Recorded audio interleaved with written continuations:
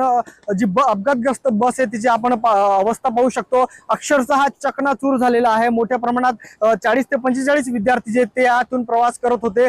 त्यातील एका विद्यार्थ्याचा तो जागीच मृत्यू झालेला आहे, तर 40हून अधिक विद्यार्थी जे ते गंभीररित्या जखमी झालेले आहेत। विद्यार्थ्यांना तातडीने जवळच्याच अक्कलकुवा ग्रामीण रुग्णालयात उपचारासाठी दाखल करण्यात आले। खरं तर मोठ्या प्रमाणात विद्यार्थ्यांची वाहतूक जी त्या बसमधून केली जात होती आणि त्यानंतर अंमलीबारीचा जो तीव्र वळण आहे त्या वळणावरनं ही बस जी ती थेट दरीत कोसळलेली आहे। नदी पात्रात ही बस कोसळलेली आहे आणि बसची जर आपण सध्याची परिस्थिती पाहू तर खरं तर उंच टेकड्यावरनं जी ही बस आहे, हा तीव्र पूर्ण वळण आहे आणि या वळणावरनं बस जी ती थेट नदीत कोसळलेली आहे। 200हून अधिक फूटचं जे हे अंतर आहे आणि अंतरात ही बस जी ती कोसळलेली आहे। अनेक विद्यार्थी जे ते गंभीररित्या जखमी झाले आहेत, तर 40हून जे अधिक विद्यार्थी आहेत ते जळगाव जिल्ह्यातील जे ते चाळीसगाव तालुक्यात